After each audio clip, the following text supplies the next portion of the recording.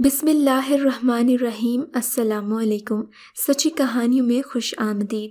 हम आपको सबक आमोज और हकाइक पर मबनी ऐसी कहानियाँ सुनाते हैं जिससे ना सिर्फ आपको ज़िंदगी के मुख्तलिफ पहलुओं के बारे में मालूमात मिलती है, बल्कि आप अपने इर्द गिर्द फैले किरदारों को अच्छी तरह समझ पाते हैं।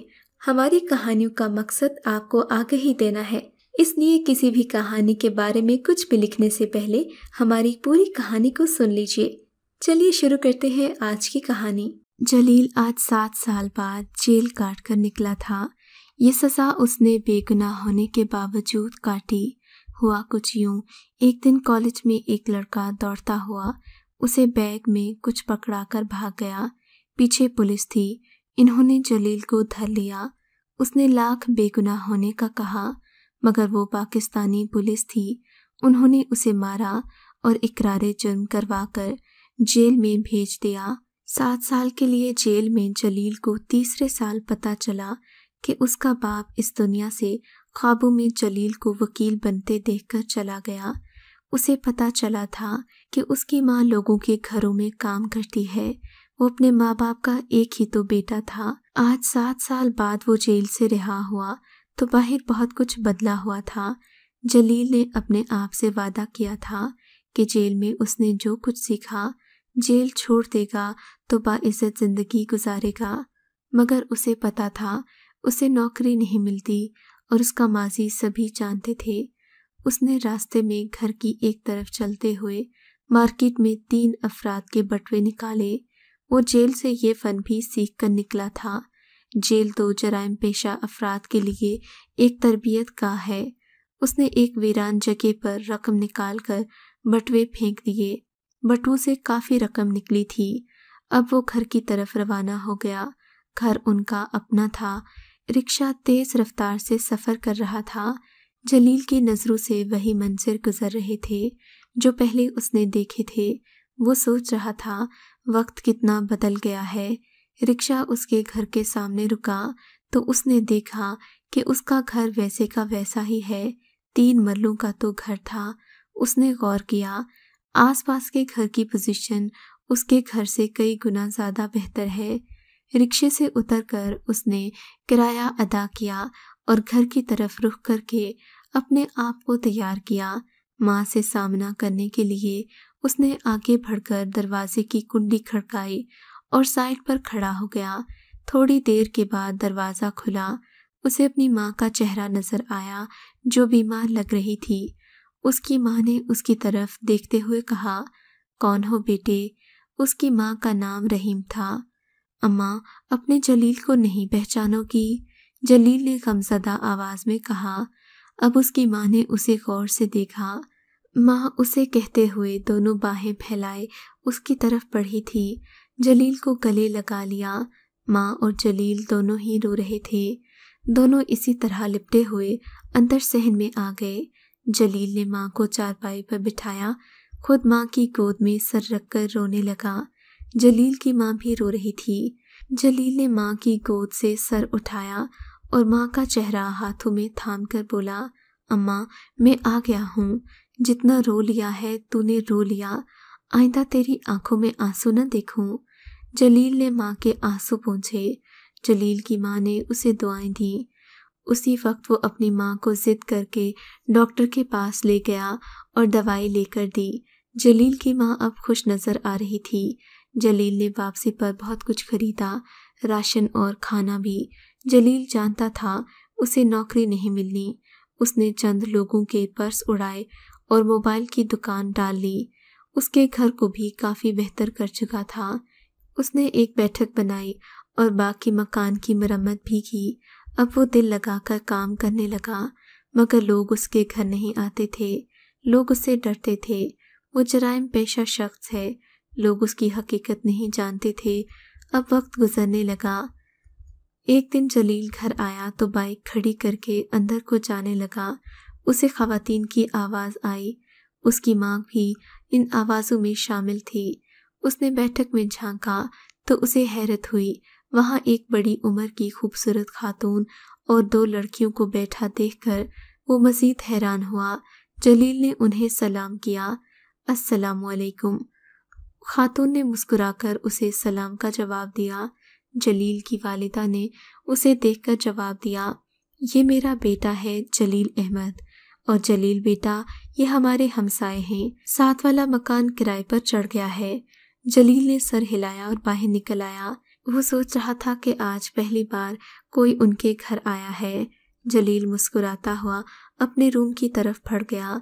दरअसल जलील ने एक बड़े कमरे के दरमियान में दीवार करके 2 कमरे कर लिए थे। जलील माँ को खुश देखकर बहुत खुश था। फिर चंद दिन बाद उस खातून की बेटी सानिया से जलील की दोस्ती हो गई। जलील को पता चला कि वो तो तवाइफ हैं। जलील ने बुरा नहीं माना, क्योंकि वो जानता था इंसान की 100 मजबूरियां होती हैं जो उसे कुछ भी बना देती हैं।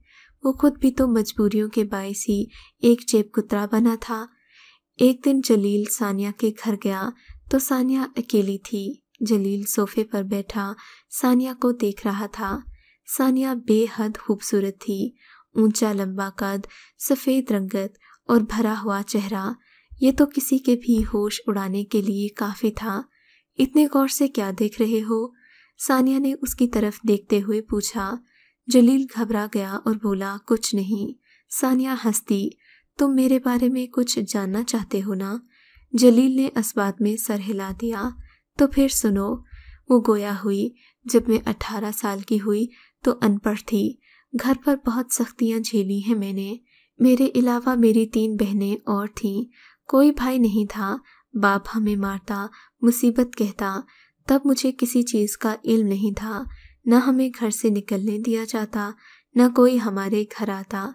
एक दिन अब्बू के भाई का बेटा शहर से हमारे घर आया। मुझे वो शहरी बाबू राहील बड़ा अच्छा लगा। वो चंद दिन रहकर चला जाएगा, हमें यही पता था, मगर मुझे फिर भी बहुत खुशी थी। एक दिन दोपहर को राहील और मैं छत पर थे। राहील मुझे बहुत अच्छा लगता था। मैं अक्सर उससे मोहब्बत भरी बातें करती थी। ये एक छोटा सा हवादार कमरा था।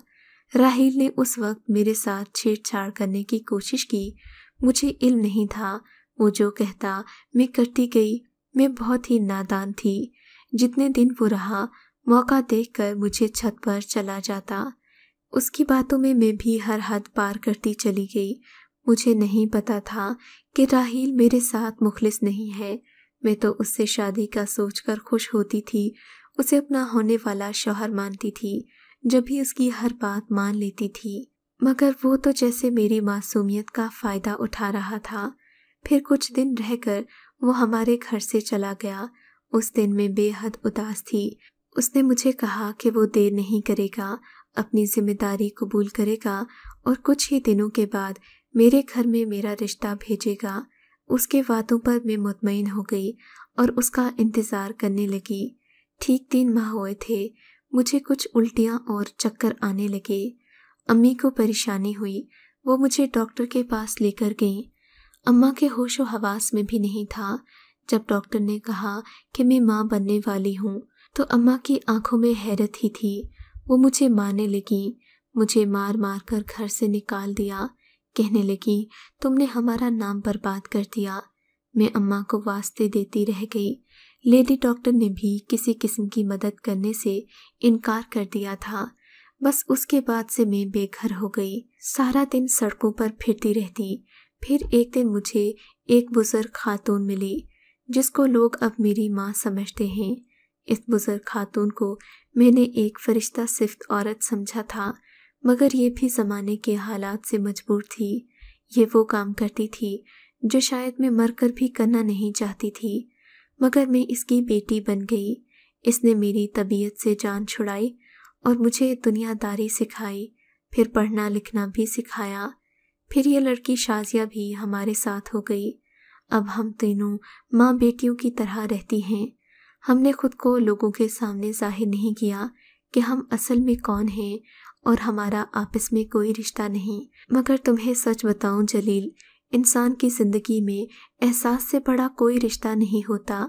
ये लोग मेरे अपने नहीं हैं, फिर भी अपनों की तरह रहते हैं, शायद इसलिए कि हम तीनों का ही कोई अपना नहीं है। बस ये है मेरी ज़िंदगी की कहानी। सानिया की आंखों में आंसू थे। जलील भी असुरदा बैठा था। सानिया बोली, जलील, मैं तो उसी दिन कत्ल हो गई थी, अब तो जिंदा लाश की तरह हूँ।